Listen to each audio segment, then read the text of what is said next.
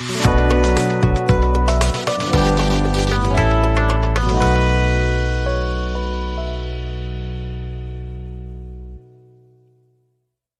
warm welcome to everyone. We welcome you, sir. And since this podcast is a Hindi culture, Indian culture special, so this is going to be a Hindi podcast, or should I say a Hindi webcast. So आज the essential talk के इस special episode में हमारे साथ है doctor Vineet Agarwal and it's an honour to have you on our show sir. It's completely my pleasure and my honor to be here. So I think it will be a Hinglish telecast क्योंकि pure Hindi तो मुझे नहीं आती. I've been in Bombay for a long time, so Hindi English mix telecast रहेगा. Yes sir. Sure sir, it's a English podcast. We are also comfortable with that. So Right.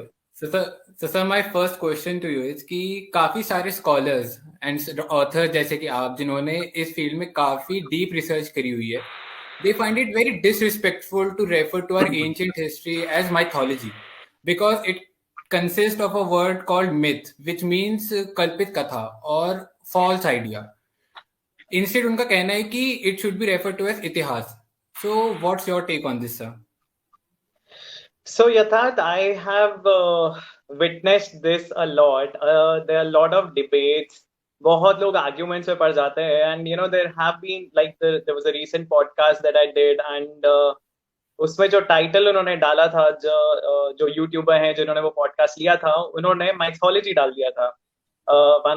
It was on Lord Parshuram, जिनके ऊपर मेरी किताब है, और उसमें उन्होंने title में माइथोलॉजी डाल दिया था. Unfortunately instead of focusing on the content, everybody was talking about कि ये mythology नहीं है, history है. So if you just go through the comments, you know, there was a huge debate raging in the comment section. And, you know, somehow मुझे लगता है कि ये जो discussion है ना, we always get sidetracked. हम हमेशा ऐसे जो side topics है ना, हम उसमें फंस के content भूल जाते हैं. अब मतलब Right. I will not say that everything is history. I will not say that. Because हमारे scriptures में ही एक division है. There's a division, specific division of Shruti, Smriti and इतिहास. और इतिहास के अंदर महाभारत, रामायण और हरिवंश आते हैं. So there are 3 books which are classified as इतिहास specifically. और जो पुराणों में घटनाएं घटी हैं, वो सब इस युग की और इस टाइम पीरियड की नहीं है. जो अलग अलग पुराण है, 18 महापुराण है, उसमें अलग अलग कल्पों की कथाएं हैं. तो हर पुराण एक अलग कल्प के लिए है. उस कल्प में, कल्प हम कहते हैं ब्रह्मा जी के दिन को, तो ब्रह्मा जी के उस दिन में कैसी ये घटनाएं किस तरह घटी, कौन राजा थे, कौन भगवान अवतार लेके आए, किस तरह वो सारी घटनाएं घटी, वो सब उस पुराण में दिया जाता है, जिनकी हिस्टोरिसिटी हम चेक नहीं कर सकते because it's a very large time frame, right. So हमारा जो टाइम फ्रेम है उसके बेसिस पे हम सिर्फ महाभारत, रामायण और जो पुराण इस कल्प के लिए है उसकी बातों पे हम विश्वास कर सकते हैं, उसको हम हिस्ट्री मान सकते हैं. तो मुझे लगता है कि कोई ब्लाइंड फेथ नहीं रखना चाहिए हमें. दोनों ही साइड्स जो है ना, वो दोनों एक्सट्रीम्स पे जाती हैं कि नहीं ये सब कुछ हिस्ट्री है, और दूसरी साइड बोलती है नहीं ये तो सारी ही कहानियां हैं. So there is always a middle ground to work on, you know, and in life, आप अपनी लाइफ में भी देखोगे कि कभी भी आप अगर एक एक्सट्रीम स्टैंड लेते हो किसी भी चीज पे, that doesn't work out well in the long run, right? So हम as modern, educated, urban citizens of this country, हमें अपनी हेरिटेज और कल्चर और स्टोरीज की रिस्पेक्ट भी करनी चाहिए, लेकिन हमें ब्लाइंड फेथ भी नहीं रखना चाहिए. So I think the truth is somewhere in the middle. So ये जो डिबेट है मुझे बहुत यू नो ऑफ टॉपिक लगता है, क्योंकि जो whether it is history or not, whether it is mythology, whether it is just stories, whether it is legends, what is important is कि वो लेसन क्या दे रहा है हमें, वो स्टोरी हमें क्या लेसन दे रही है, हमें क्या सीखना है उन हीरोज और यू नो विलेंस की स्टोरी से, और हमें उन महापुरुषों ने जो काम किए हैं हमें उससे क्या लेसन लेना है, वो इम्पोर्टेंट चीज है. So ये जो डिबेट है ना, और history again you know Yatharth, history is written by the conqueror, right? We all know that, right. So history को हम ऐसा मान रहे हैं कि हिस्ट्री एकदम सैक्रोसैंक्ट है, ऐसा नहीं है. History has a lot of whitewashed episodes, right? Even in our own schools the history that we are taught, do you think that is the correct history? There's so much of whitewashing of a lot of things, और काफी सारी Right. चीजें जो हमारी history में mention ही नहीं है, which have actually happened. True. So I think this debate sometimes, for me it doesn't fascinate me, क्योंकि मुझे लगता है कि ये हमें ऑफ टॉपिक ले जाता है. There is no way I have to prove कि everything is history, and there is no True. way you can convince somebody who does not want to believe कि नहीं, ये myth नहीं है. So एक मिडिल ग्राउंड लेके चलना चाहिए, और जो उसमें से लेसन्स हैं उन पे फोकस करना चाहिए मेरे हिसाब से. Okay, so like you want to say कि it's not always about black and white, at times it's about the gray part. Completely, and that is the beauty of our culture. यथार्थ हमारे religion में, हमारे culture में जो, and I am talking about Indian ethos, हमें कभी भी ऐसा नहीं सिखाया गया है कि यही सही है और यही गलत है. It has always been shades of grey. हमारे एपिक्स में जो कैरेक्टर्स हैं, इंक्लूडिंग भगवान कृष्ण, इन Mahabharat, he's used a lot of different methods to circumvent the rules. So मतलब हमें हमेशा ये सिखाया गया है कि आपको जो आपका जो एंड पर्पस है ना, वो ध्यान में रखना चाहिए कि आप ये क्यों कर रहे हैं. आप जो भी चीज कर रहे हैं, अगर आप कोई शॉर्टकट ले रहे हैं, अगर आप कोई you're breaking the rules, it has to be done for the betterment of society. क्योंकि अगर आप देखेंगे, एक जो बहुत ही एक कंफ्लिक्टिंग सिचुएशन है महाभारत में, जहां द्रौपदी का चीरहरण होता है, तो वहां पे people are sitting and debating what is the right dharma, whether Yudhishthira was right to put Draupadi on wager और नॉट. और द्रौपदी वही क्वेश्चन पूछती है कि जब आपने खुद को ही हार दिया था, तो आपके पास क्या राइट था मुझे जुए में लगाने का. और वही क्वेश्चन जब भीष्म से पूछा जाता है, ही इज कंफ्यूज्ड कि what is right and what is wrong. So I think ये जो question about right and wrong वाला जो है ना, वो that is not a part of our culture. We have always thrived in that confusion कि सही क्या है और गलत क्या है, हर इंसान को खुद पता करने दो, हर इंसान को खुद ढूंढना है अपना रास्ता क्या है. इसीलिए हिंदुइज्म में अगर आप देखोगे, इवन नास्तिक थॉट्स को भी इंक्लूड किया गया है. There is different philosophies. There are 6 main philosophies Hinduism में, जिसमें से 2 फिलोसफीज जो है वो भगवान को मानती ही नहीं है.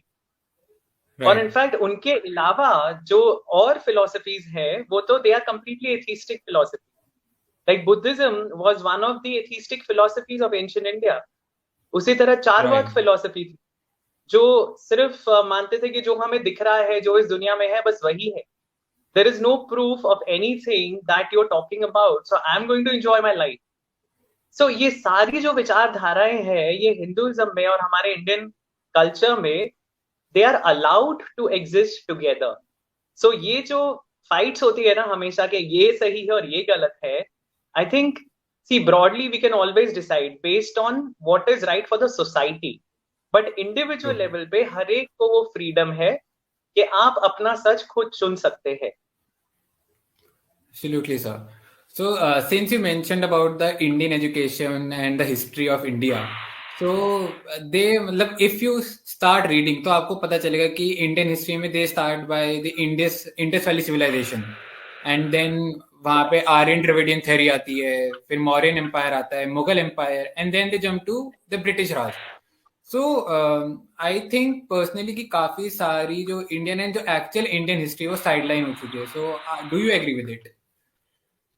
Definitely Yatharth, there are so many heroes. और हम लोग, बिकॉज हम लोग नॉर्थ में बेस्ड हैं, तो हमें जो दिल्ली की हिस्ट्री बताई जाती है, बट अनफॉर्चुनेटली जो बाकी आप रीजन्स में जाएंगे इंडिया के, you will see there is so much history जो नहीं बताई जाती है, जो हमें पता ही नहीं है. और अब because I have been living in Bombay for a long time, so I have come across so many things that I didn't know when I was living in the north. And सिर्फ नॉर्थ की history या सिर्फ Delhi sultanate की history is not the history of the country, right? There were so many kingdoms that were fighting at the same time. They were fighting the Mughals, they were fighting the other invaders, and they had these civilizations lasted for hundreds of years. But उनको बहुत एक footnote में दिखाया जाता है हमारी history में. So I'm not a historian, so I will not like to comment too much on it. Why this happened? why these things have been omitted or why certain other characters have been focused upon. I have no way of knowing, but this is the reality. This is how it is. और अगर आप Indus valley का भी आप देखोगे, जो हमें पढ़ाया जाता है वो अभी तक चेंज नहीं हुआ है. There have been so many updates. सिर्फ इंडस वैली सिविलाइजेशन के हिस्ट्री में ही there have been so many updates in recent times. हमें सिर्फ मोहनजोदारो और हड़प्पा के बारे में पता है, जो कि अब पाकिस्तान में है. पर the oldest site is in Haryana. The oldest Indus Valley site is called Bhirrana, and it is in Haryana. It is somewhere close to 8,000 or 9,000 years old. So there is the biggest site, the biggest Indus Valley site is Rakhi Gadi. It is again in India. So और अभी आप you guys are in Noida, right? So which is UP. So UP में Sinoli में excavations हुए थे 2018 में. Okay. कौन सी history books में आया है वो अभी तक? 2018, अभी 2021 चल रहा है. And there were chariots, there were burial mounds that were found. There were मतलब for the first time in the history of India there was a complete chariot discovered, and which is close to 4,000 years old. So हमें हमेशा ये बताया जाता है कि Mesopotamia में chariots बने या सुमेरिया में chariots बने, but if you compare those chariots with this chariot जो सिनौली में मिला है excavation में, the Sinoli chariot is way more better. So it cannot have come from them. It was an indigenous development. So इतनी चीजें हैं जो हमारी हिस्ट्री की, जो अपडेट्स हमारे अभी तक भी नहीं हो रहे हैं बुक्स में. So it's a completely different topic altogether. I think some historians should debate on it, but I feel that yes, there is a lot that is missing, and there is a lot which needs to be updated, especially in the light of recent discoveries. इतनी चीजें जो नई नई निकल के आ रही हैं, हमें उनमें से सीखना चाहिए और उनमें से हमें अपनी इंफॉर्मेशन गैदर करके अपडेट करनी चाहिए. We are still teaching the same old Aryan invasion concept to children in school, which has been debunked for years now. मतलब even Western historians have started calling it Aryan migration instead of Aryan invasion. But still हमारे books में अभी तक वैसा ही चल रहा है. So I think there's a lot more that needs to be done.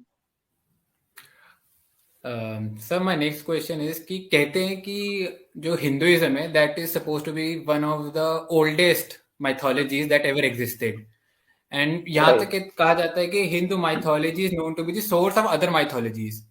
But if we look today, जो Greek and Roman mythologies हैं, they have been वो ज़्यादा लोगों को पता होती है as compared to Hindu mythologies. So why is it so?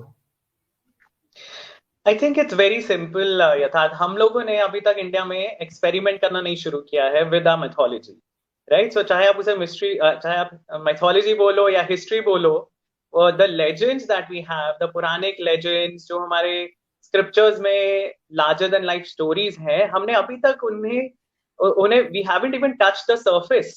हम लोग अभी तक कितना जानते हैं? आपको जो mythological टीवी पे भी दिखाई देते हैं, उसमें you'll only see Mahabharat and Ramayan mostly. या आपको Mahadev was a good series, and then there was another one on Ganpati, but बहुत कम आपको जो exposure मिलेगा to anything beyond Ramayan and Mahabharat. So जो हमारी इतने पुराणों में stories भरी हुई हैं about different characters, there's so many gods, there's so many demons, there's so many things that haven't even been touched, the topics that haven't even been picked up. So वो हमने अभी तक छुआ भी नहीं. And the Western mythology has been experimented with, उसको नए रूप में ढाल के they have brought to the modern audiences. अगर आप हैरी पॉटर देखोगे तो उसमें जितने भी spells हैं वो सब लैटिन के spells हैं. And if you go into the details, right, जो characters के नाम हैं, they all mean something. वो जो characters हैं उन सब के नामों का मतलब है लैटिन में. So वो कैरेक्टर जो नाम है वो भी Latin mythology, Greek and Roman mythology से उठाए हुए हैं. जो उसमें फैंटास्टिक क्रिएचर्स हैं वो सारे ग्रीक और रोमन मैथोलॉजी से लिए गए हैं. So when all these things become, they come in the popular memory, तो वो definitely और ज्यादा पॉपुलर हो जाता है. अगर आप एक मास मीडिया के थ्रू इनको प्रेजेंट कर रहे हो, the Percy Jackson movies, then there was the Clash of the Titans. इतनी सारी मूवीज वेस्ट ने बनाई हैं जो मैथोलॉजी पे बेस्ड है. God's of Egypt, the mummy series जो इजिप्शियन मैथोलॉजी पे है. तो उन लोगों ने वो Right. फ्रीडम ली है, उन्होंने उसको एक्सप्लोर किया है, जो हमने नहीं किया है अनफॉर्चुनेटली. सो मतलब I wouldn't blame our film industry alone, but I think अब जो opportunity here with OTT being so popular because of the lockdown and everything, I think still people are Right. not exploring it. So a lot of studios, a lot of creative people should start looking into this. कि इतना कुछ है जो हम fantasy जो genre है which is the most popular genre. हमारी super hero movies जो अभी हम देखते हैं, एवेंजर्स हो गया, इटर्नल्स हो गया, whatever you're watching, it's all kind of Right. Mythology, right? और comes Right. From Norse mythology, right? So there are so many movies जो हम देख रहे हैं और हम we like to watch those movies क्योंकि उसमें सुपर हीरोज हैं, उसमें फैंटास्टिक चीजें हो रही हैं, they are moving around the galaxy. जो वो Right. रेड स्कल दिखाया था. I mean, when I was watching that Red Skull guy in one of the Avenger movies, I was like, damn, he looks like a demon. He looks like a Rakshas, you know. And अगर आप मतलब series देखोगे, उसमें कितने सारी series, Lord of the rings जो movies आई थी, they were loosely based on Nordic mythology. So इतनी सारी चीजें जो उन्होंने एक्सपेरिमेंट कर ली हैं, that has made it popular. और हम लोग को नहीं कर पाए किसी भी लेवल पे, neither in web series nor in TV serials. TV serials का तो अलग ही ट्रैक चलता है. they actually twist mythology a lot, and it is not even, I don't even recommend anyone to watch those TV serials because they're not based on reality, they're not based on the scriptures. उसमें उन्होंने बहुत Right. Liberties ली हैं, but not in a good way. So we need somebody to come up with a plot which is, or brainstorm, not one person, but a lot of creative people can get together और इस चीज पे सोच सकते हैं कि कैसे characters को लाएं, so that we stay true to the scriptures, but हम उसको एक मॉडर्न ऑडियंस के लिए कैसे प्रेजेंट कर सकते हैं so that it becomes interesting for them. Right. And sir, apart from this, I personally feel that the invasions and attacks that happened on India, be it by the Mughals or the Britishers and all, so उसने भी काफी सारा जो material that had to be passed on to the coming generation वो distort किया है काफी सारा. So do you agree with this कि क्या सच में ही ऐसा हुआ है और they are just like rumors?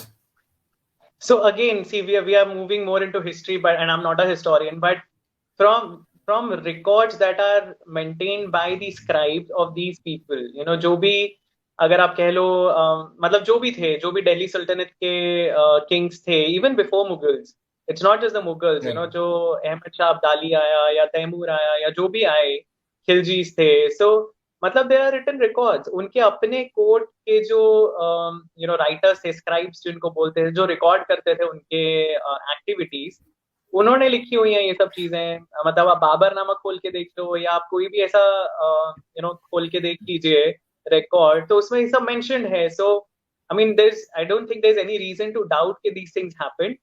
To what extent they were able to damage us, I think it's open to interpretation. But जैसे Nalanda was the biggest university of its time, और Right. उसमें Right. अलग अलग Yeah. हमें accounts मिलते हैं कि उसकी जो लाइब्रेरी थी उसको जब आग लगा दी गई, so it burnt for months together.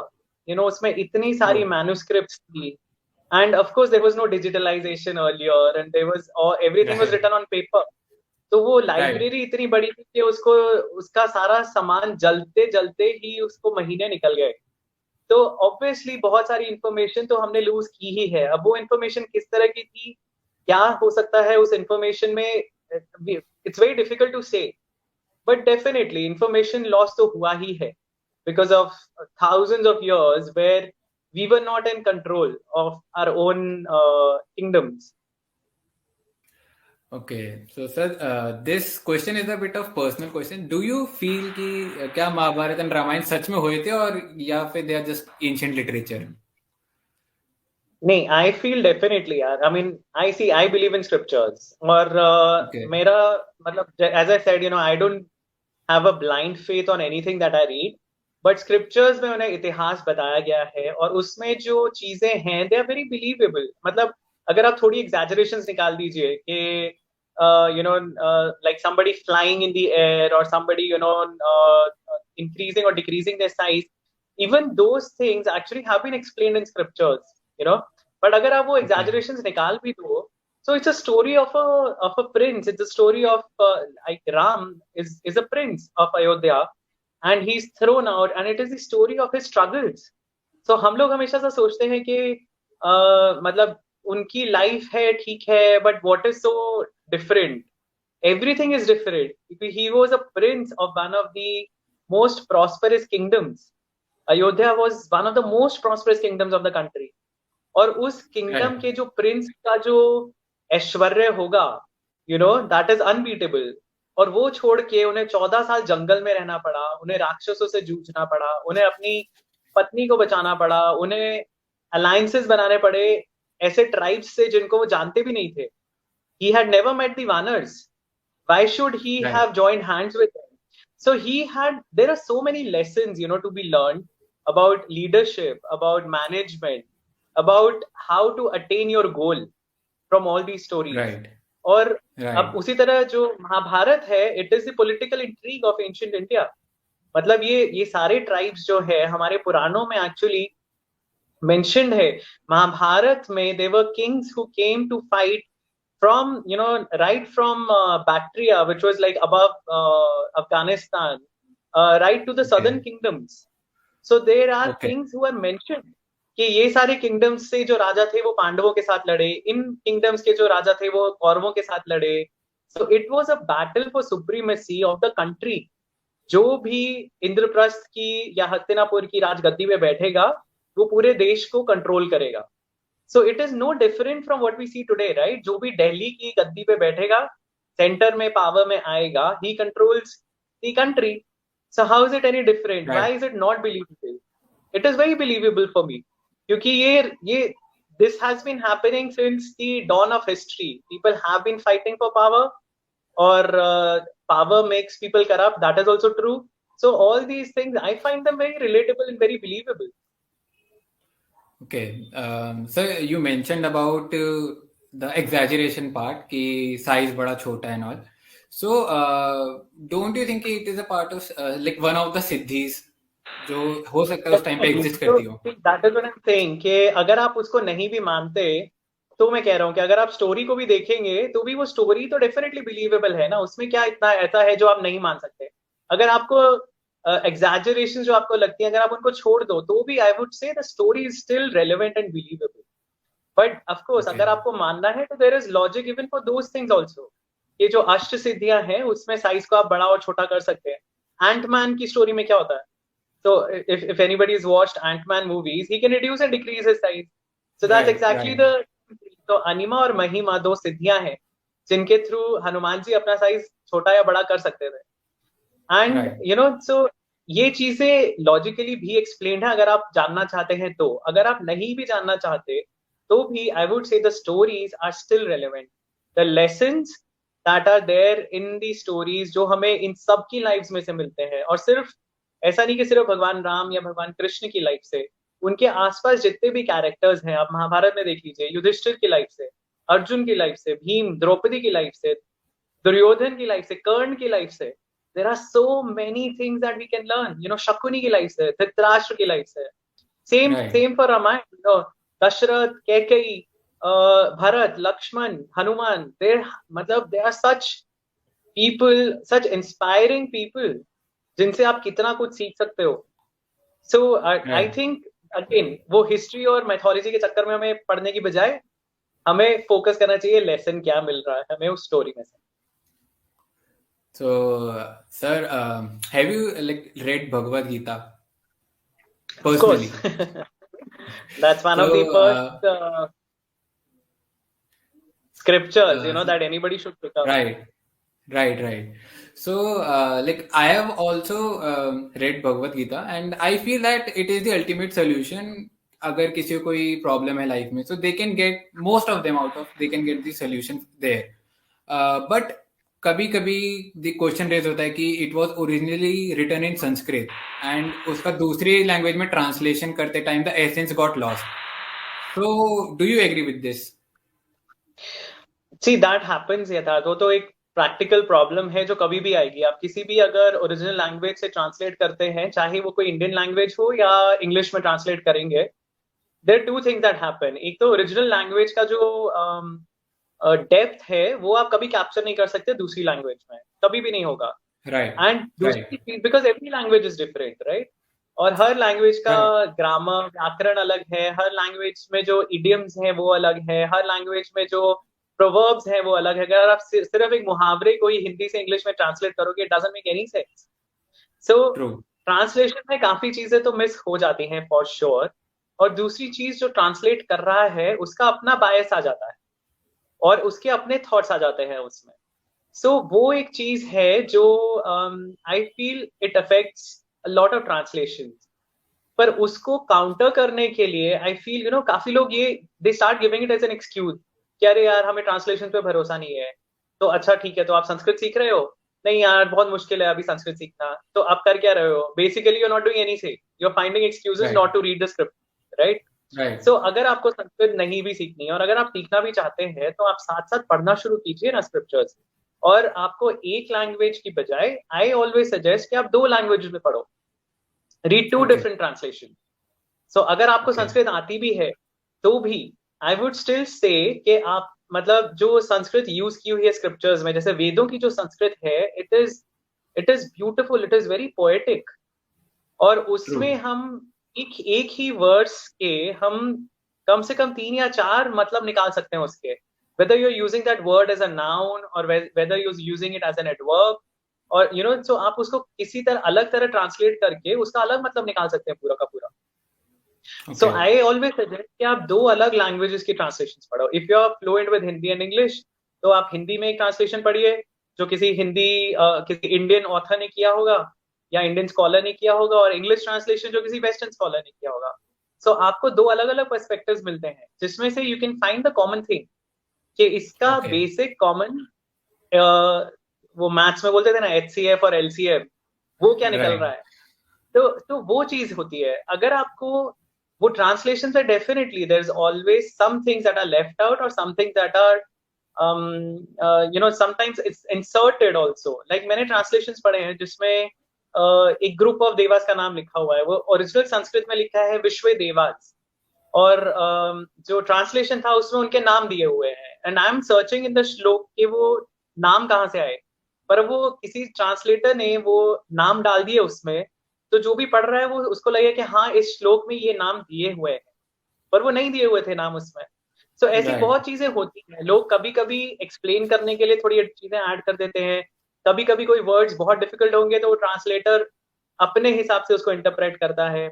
So a lot of things happen in translation. So I always suggest कि आप दो different translations पिक कीजिए, even if in the same language। अगर आपको सिर्फ एक ही भाषा आती है, आप उसी भाषा में दो different translations उठाओ, तो उससे भी आपको पता चल ओके, जाएगा कि क्या कितना उसमें से सच है और कितना essential है और कितना exaggerated। Okay. So, what are your top 3 favorite lessons from the Gita जो जिसने आपको काफी हेल्प करी लाइफ में? सो आई थिंक यथार्थ बहुत ही बहुत सारे लेसन हैं भगवत गीता में से। तो पर जो सबसे इम्पोर्टेंट लेसन है, टॉप 3 तो मैं ऐसे नहीं गिन पाऊंगा, बट आई थिंक एक सबसे इम्पोर्टेंट लेसन जो है जो हम सबके लिए है, that attachment to the body is what we have to get over. मतलब हम राइट, अपनी बॉडी और उसकी मटेरियल डिजायर्स जो हैं, जो हमारे फिजिकल नीड्स है और जो हमारी मटेरियल नीड्स है, हमें पैसा चाहिए, हमें आराम चाहिए, हमें कूलेस्ट डेस्टिनेशंस पे जाना है, हमें कूलेस्ट पब्स में हैंग आउट करना है। सो वो सब कर सकते हैं हम, definitely there is no harm in it. But I am saying कि लाइफ सिर्फ वो नहीं है, which is what you okay, learn from Bhagavad Gita, कि सिर्फ right, right, physical physical desires और मटेरियल एम्बिशंस ही नहीं है लाइफ में। You also have a soul inside you, और उसको एनरिच करने के लिए आप क्या कर रहे हैं। अगर आप अपनी बॉडी को फिट रखने के लिए आप जिम जाते हो या वर्कआउट करते हो या जॉगिंग करते हो, आप अपने दिमाग को शार्प रखने के लिए you do certain things, you do certain, you play chess और यू लिसन टू डिबेट्स और यू डू व्हाटएवर, या you read intellectual stuff. So अपनी सोल को आप नरिश करने के लिए क्या कर रहे हो। So I think that is the biggest realization that comes after reading Bhagavad Gita, कि there is a whole part of you, of your existence, जो आप कंप्लीटली इग्नोर कर रहे थे अभी तक, और उसको नरिश करने के लिए we need to be on that spirit. I think so the realisation that there is more to the life than this physical body, I think that is the biggest realization from Bhagavad Gita. उसके बाद आप उस information का क्या करते हो वो आपके ऊपर है completely. But at least you right. get to know कि हाँ ऐसा है, ऐसा हो सकता है. At least that thought comes into your mind. Sir, I also believe that the ancient texts do help us a lot to become tougher. But again, हमने अभी बात करी कि स्कूल करिकुलम्स में ये ऐड नहीं हुए, ये पढ़ाया नहीं जाता है. एंड आई फील मोस्टली सबने महाभारत के बारे में सुना होगा, बट उनको कुछ सीक्रेट्स एंड या फिर रामायण के बारे में भी उनको कुछ ऐसी चीजें नहीं पता होंगी जो हम मॉडर्न डे लाइफ में भी अप्लाई कर सकते हैं. So can you throw some light on that? So that has to be a separate session altogether. there is a lot Okay. to learn. You know, Mahabharata Ramayana में से बहुत सारे lessons हैं जो leadership के लिए या you know for our everyday life भी management lessons जो हम ले सकते हैं. I'll just give you a small example, you know, of how we need to contextualize these things. You know, जो हमारी पहले हमने जब डिस्कशन की थी when you got in touch with me, तब भी ये चीज हमने डिस्कस की थी कि you know the laws and the rules they should change with times. और महाभारत और रामायण में सबसे ज्यादा एक चीज हमें यही नजर आती है कि रामायण में जो राम जी है इस मर्यादा पुरुषोत्तम, वो हर एक रूल फॉलो करते हैं, हर एक रूल फॉलो करते हैं, चाहे वो अनजस्ट हो.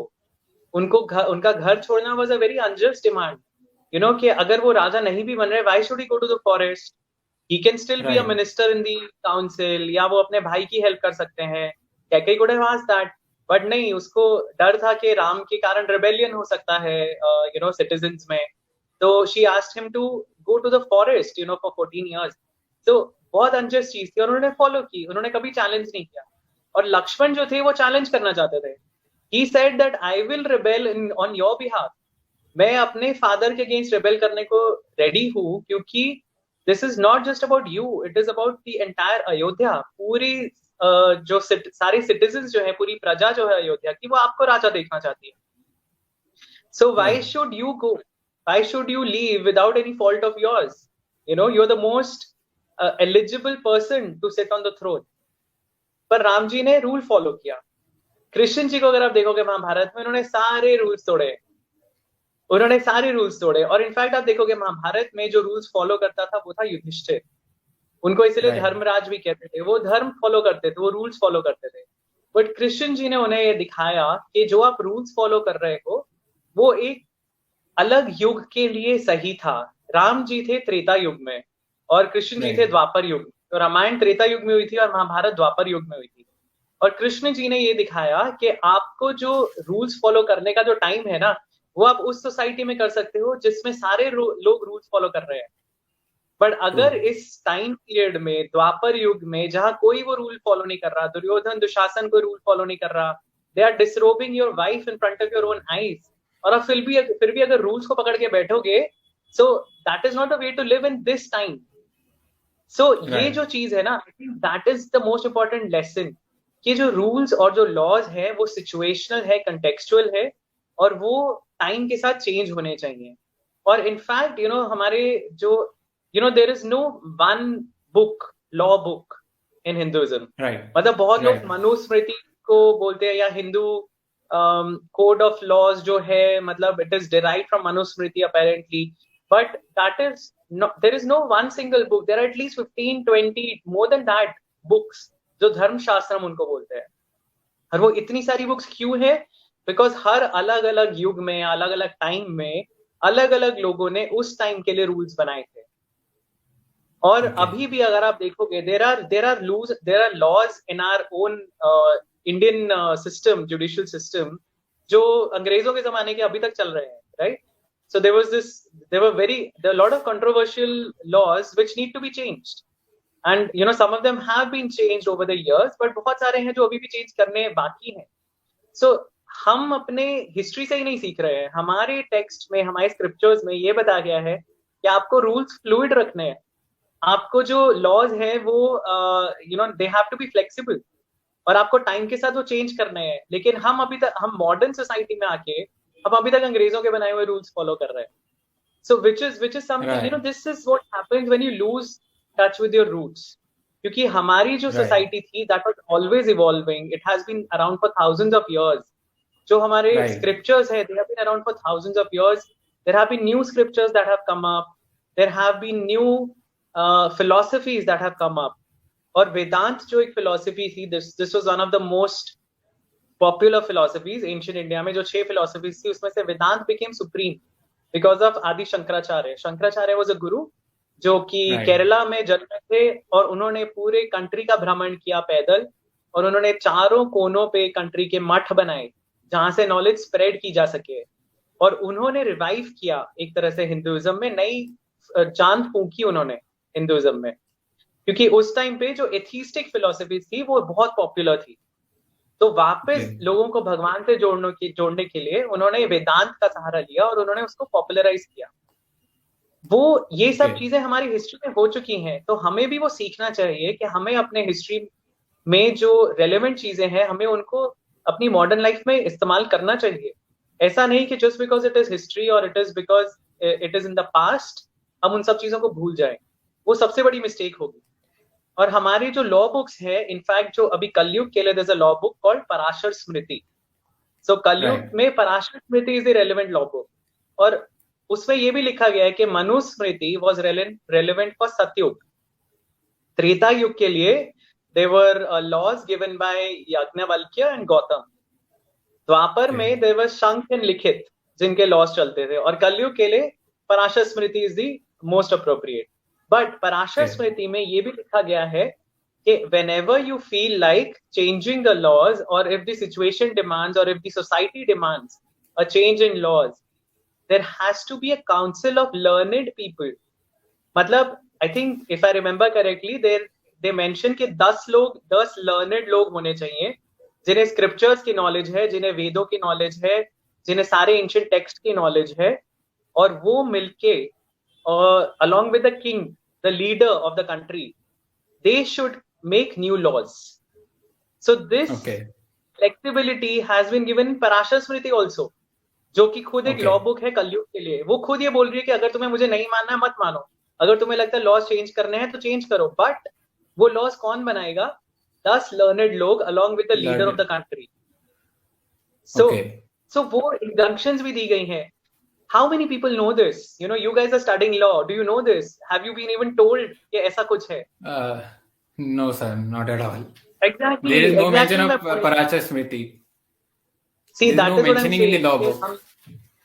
कि हम लोग अपनी ही जो रूट्स को जब हम भूल चुके हैं ना, तो हमें पता नहीं है, हमारे टीचर्स को पता नहीं है. Unfortunately they also haven't been taught. It's not their fault. They haven't been taught that, right? उन्होंने जब लॉ किया होगा इंडिया में, उनको भी वही ब्रिटिशर्स के ही लॉ सिखाए गए हैं, पर उनको भी नहीं पता कि हमारे टेक्स्ट में क्या है. So I think that is very unfortunate, और इसलिए बहुत सारे रेलेवेंट लेसन हैं जो स्क्रिप्चर्स में मिस हो रहे हैं अब, and we are making the same mistakes over and over again. Right. So I think, sir, this is the time to, just end the podcast. And thank you so much for being on TET. I feel कि ancient history पूरी तरीके से एक episode में we cannot cover. Of course, there are a lot of topics जिसके लिए अलग session चाहिए. So, definitely. I mean, like, I think there are a lot of topics that had come up. हमारे discussion में भी that you were talking about Aryan, and there's the role of women, etc. बहुत सारी चीजें हैं जो हम cover कर सकते हैं. But of course, this is too short a time period to do justice to everything. Exactly, sir. So, before we end this podcast, so आप हमारे viewers के लिए क्या मैसेज देना चाहेंगे? तो यथार्थ मेरा तो, अगर आपने मेरे recent podcast भी देखे होंगे, I just want people to read, to know more. मेरा तो I only urge people, मेरा एक ही मैसेज होता है कि don't take anything on face value. यार, हम लोग मॉडर्न पढ़े लिखे लोग हैं. उसका मतलब ये नहीं है कि हम अपनी सारी पुरानी चीजों को अंधविश्वास मान के छोड़ दें, और इसका मतलब ये भी नहीं है कि हम उनको छुए भी नहीं, उनको टच भी नहीं करें. आप उठा के तो देखिए, आप वो स्क्रिप्चर्स उठा के देखिए. अब दुनिया की सारी लैंग्वेजेस में अवेलेबल हैं ट्रांसलेशंस. सो आपको जिस लैंग्वेज में कंफर्ट है आप उस लैंग्वेज में उठा के देखो. इंडिया की सारी लैंग्वेजेस में है ट्रांसलेशन.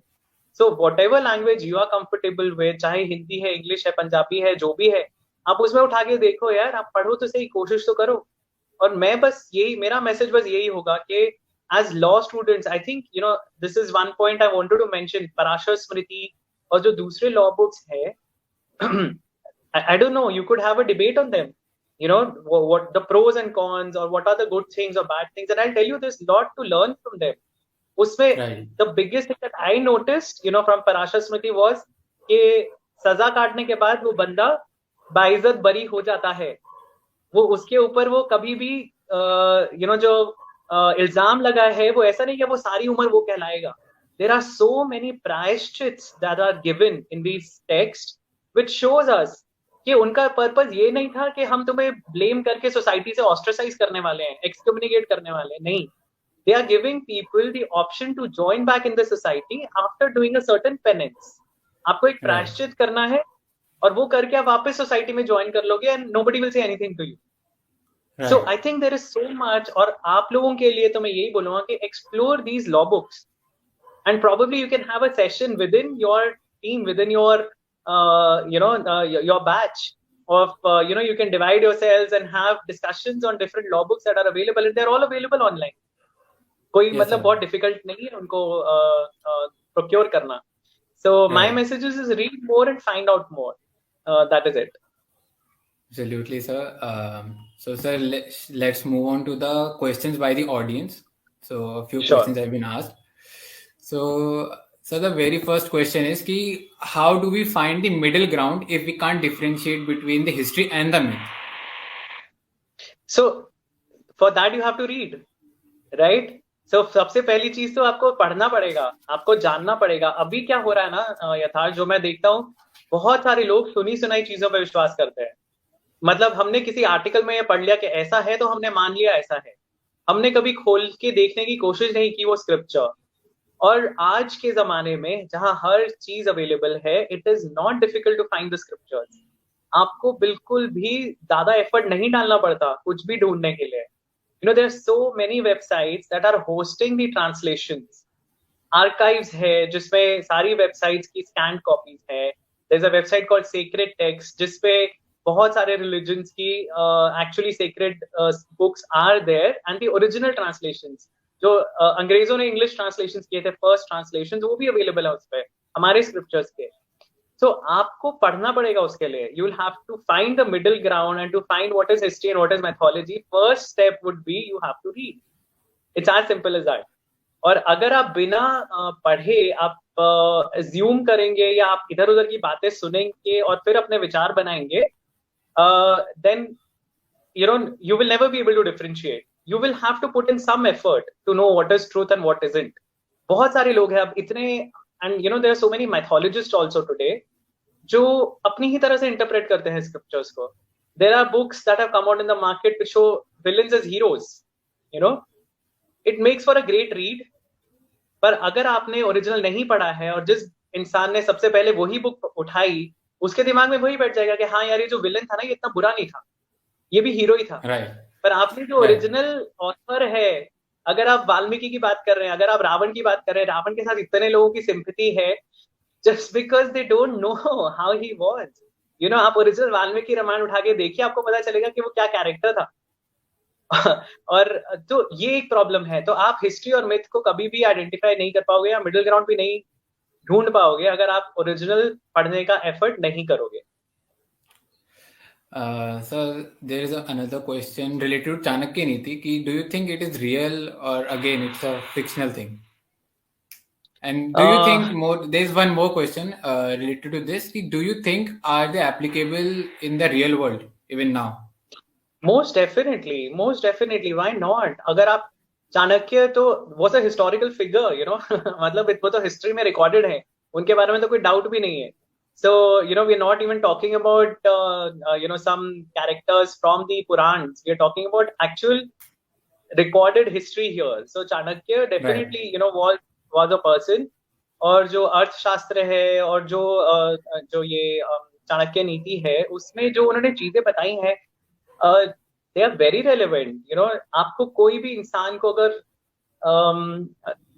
इन्फ्लुएंस करना है एक कुछ काम करने के लिए, there are those 4 things that you will do, and so ये जो विजडम है ना, उसको अप्लाई कैसे करना है वो हमारे ऊपर है. हमें उसको कंटेक्चुअलाइज करना है, हमें उसको अपनी मॉडर्न सेटिंग में ढाल के देखना है कि ये कहाँ पे एप्लीकेबल है.